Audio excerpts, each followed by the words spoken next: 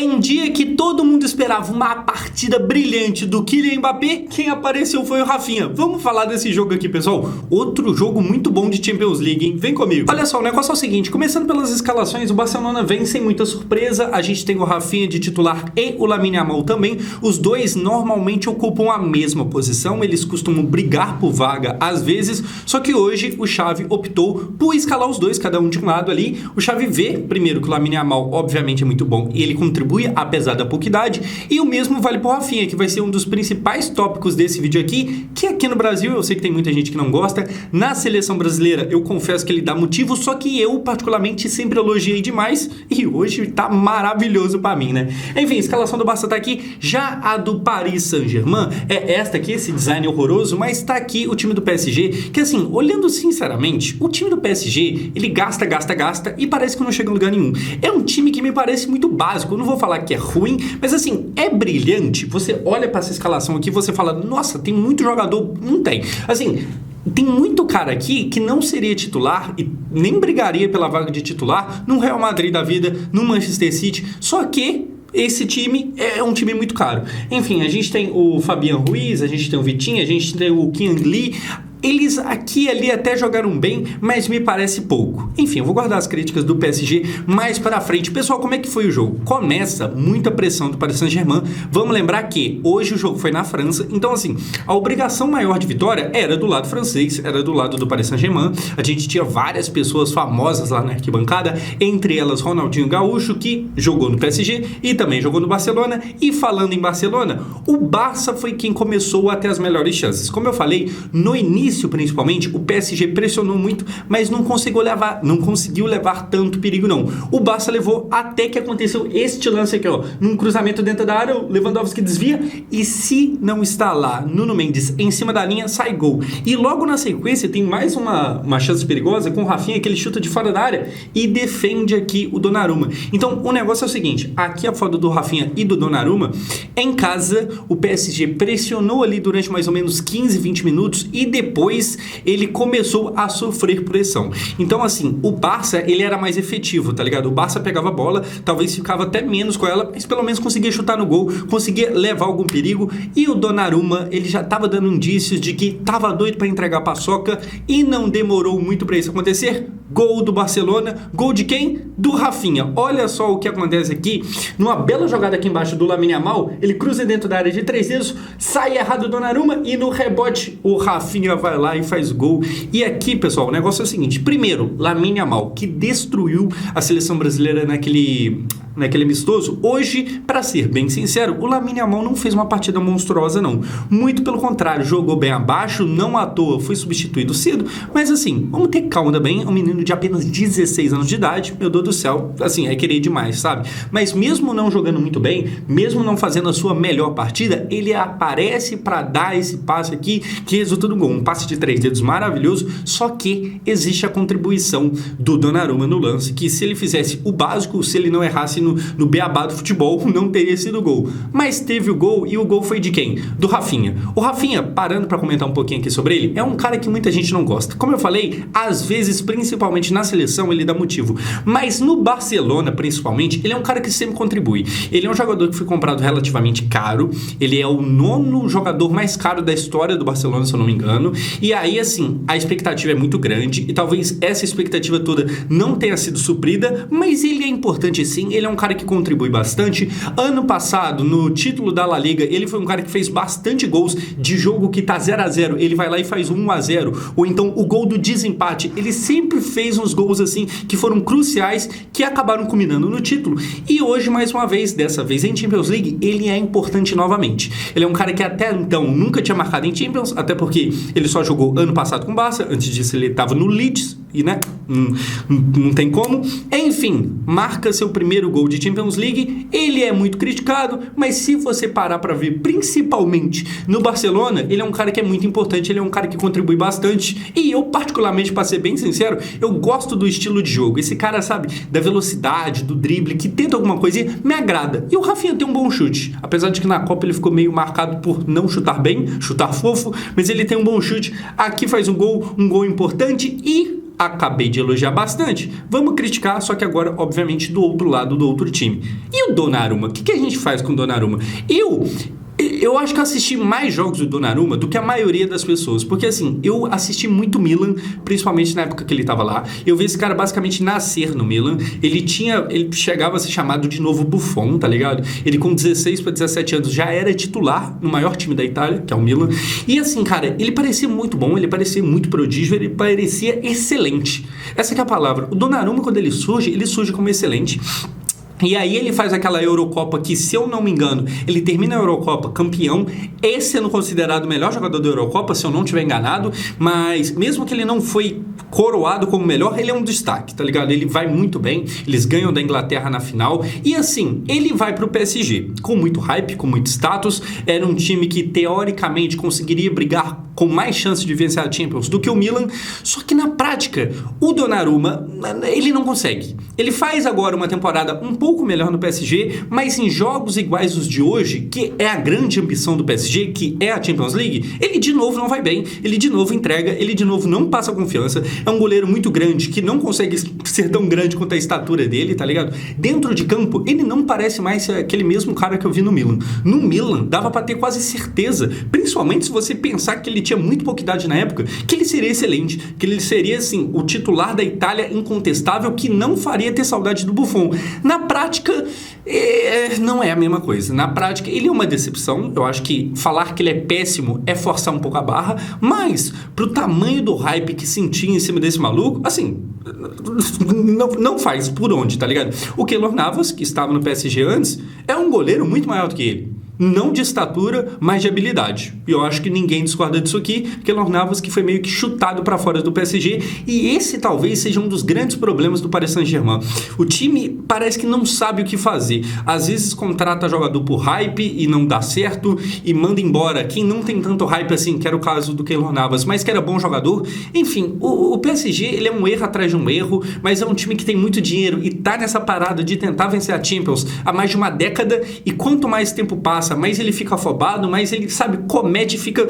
Enfim, o PSG é problemático e o Donnarumma é mais. Dando sequência, estava 1-0 para o Barcelona, e aí o que a gente tem é o empate do PSG, e esse empate já vem no segundo tempo. Como eu falei, principalmente no começo do primeiro tempo, o PSG pressionou muito, mas quem levava perigo de fato era o Barcelona. E no intervalo, voltou para o segundo tempo, a gente teve a mesma coisa acontecendo. Um começo de segundo tempo com o PSG pressionando, só que dessa vez conseguindo balançar a rede, o que é diferente, o que faz a diferença. E o gol foi este aqui, ó, vamos ver aqui, porque o Dembélé, ele domina, dribla, escorrega, chuta e faz um golaço mesmo estando escorregando. E aqui, eu até deixei a foto com a camisa que eu tô usando, o Dembélé, que é ex-Barça. O Dembélé, eu falei agora há pouco que o Rafinha, se eu não me engano, é o nono jogador mais caro da história do Barcelona. Sabe quem que é o primeiro? Dembélé. Assim, é um cara que foi comprado pelo Barcelona a 135 ou 140, algo assim, milhões de euros. A gente tá falando de mais de meio bi de reais, tá ligado? E que no Barcelona não deu conta. Ele chegou no Barça pra, vamos ser sinceros, suprir a ausência do Neymar. Assim que o Neymar foi comprado pelo PSG, pouco tempo depois, o Dembélé chegou na Espanha, chegou pro lugar do Neymar. E assim, cara, não é a mesma coisa. Ele não chega a jogar igual o Neymar, passa longe, na verdade. Mas hoje aqui, faz um baita de um gol, ele chuta com as duas pernas, e isso é da hora, isso é realmente, assim, eu tô falando meio mal do cara no momento que ele acabou de fazer gol, né? Mas ele é um cara que, assim, ele tem ali seus benefícios também, tá ligado? É meio decepcionante em alguns pontos, eu acho que se esperava mais dele do que ele vem se tornando, mas hora ou outra, ele tem seus momentos, faz um baita de um golaço aqui, ele puxa uma responsabilidade que era pra ser do Mbappé, que assim como o Haaland ontem ficou sumido hoje, enfim, dando sequência, depois mais um gol do PSG, que pressionou tanto no começo da segunda etapa que consegue a virada. E a virada foi como? Vem comigo aqui. A virada vai surgir poucos minutos depois, no passe do Fabián Ruiz dentro da área, que o Vitinha domina, chuta e faz o gol. E tá aqui o Vitinha comemorando. Aqui é importante eu fazer uma crítica a mim mesmo, que eu falei aqui que, pô, esse meio campo, principalmente o meio campo do PSG, ele não me parece muito bom. Mas aqui, O Fabian Ruiz, que é meio campo, toca pro outro meio campo Vitinha e fazem um gol muito bonito, um gol trabalhado ali, que novamente não tem a participação do Mbappé. E eu pontuo muito isso aqui porque, assim, querendo ou não, ele é a estrela do time, ele é o grande nome do projeto atualmente e ele não participa dos melhores momentos, pelo menos não hoje. Vamos ver semana que vem. Mas, falando de quem participou, o lance é muito bonito, é um gol muito mais coletivo do que o gol do Dembélé, cada um com a sua beleza particular. Eu até prefiro o do Dembélé, mas aqui é uma jogada de time que parece que treina, porque muitas das vezes, durante o período do Neymar e até antes, o PSG ele já tinha esse dinheiro e toda essa ambição, essa vontade de Champions League, mas assim, parecia durante muito tempo que era um time que tinha muita estrela, muito nome, muito hype, muita grana e pouco treinamento. Hoje não, pelo menos nesse gol aqui, sabe, uma jogadinha bonita ali e tal, e nesse momento em específico, o Barcelona está perdidinho na partida. Ele toma a virada e o Barça fica, sabe, aéreo, fica sem saber o que está acontecendo. Como falou o pessoal na transmissão da TNT, tava nas cordas, tava quase caindo e beijando a lona, tá ligado? Só que conseguiu sobreviver o time da Catalunha. Mas antes, o que acontece é isto. Vem aqui o gol do Barcelona, mais uma vez, ele, Rafinha, num domínio do Pedri, que dá um baita do passe, e o Rafinha de primeira chuta e faz um belo gol de primeira. Tá aqui ele novamente comemorando, ele que, como eu falei, não tinha feito nenhum gol na sua história de Champions League, hoje sai com 2. O Pedri tem que ser pontuado aqui também, que foi quem deu o passe, porque assim, o Pedri tinha acabado de entrar, e aí a gente tem que dar um mérito pro Xavi, que durante muito tempo foi muito criticado, e de forma justa, mas o Xavi vem numa crescente, eu acho que o jogo de hoje exemplifica legal isso, demonstra isso, e aí o acerto do Xavi de coloca o Pedri pega na bola e dá um passe que vira o gol. O Rafinha, ele de primeira, ele é muito bom, teve um passe que é bem parecido a esse aqui, que aconteceu pouco tempo atrás, só que veio um pouco mais no alto, e ele faz também, só que de cabeça, assim, é um cara que não fica, sabe, tentando dominar pra chutar, porque às vezes nesse tempo que o cara fica dominando a bola e pensando o que vai fazer, aparece alguém pra tomar a bola, ou então o goleiro sai e rouba ela. O Rafinha não faz isso, o Rafinha faz de primeira, e aí, cara, assim, é o jogo dele, eu não vi, mas provavelmente ele foi considerado o melhor em campo e com justiça. As bolas que chegaram, ele aproveitou da forma que pôde, faz o gol, empata o jogo, o Barcelona que parecia, meu Deus do céu, o que tá acontecendo? Volta a tomar conta da partida e vamos lembrar mais uma vez, este jogo aconteceu no Parque dos Príncipes.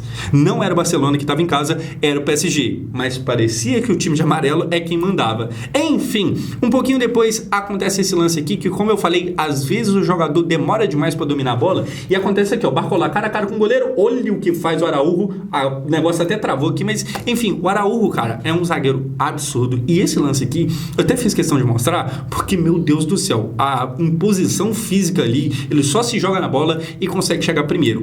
O Barcola é um desses jogadores, vários, né, tem vários no PSG, que a gente mal conhece, mas a gente sabe que foi caro, o Barcola foi caro, veio sei lá da onde, ele fez gol já nessa Champions aí, há pouco tempo atrás, mas também não é nenhum craque absurdo. Enfim, aqui o Barça, que tinha acabado de empatar, poderia voltar de novo a estar atrás no placar, mas não esteve por causa do seu zagueiro, e aí na sequência virou o jogo. O Barça abriu o placar, tomou uma virada e depois aplicou outra virada de volta. Vamos ver o lance aqui, porque olha só, do Gundogan vai na área e de cabeça o Christensen faz o gol, e aí comemora aqui o zagueiro. O Donnarumma, que também poderia ter saído, não saiu, a bola vai quase que dentro da pequena área, não saiu o Donnarumma, a zaga do PSG não dá conta.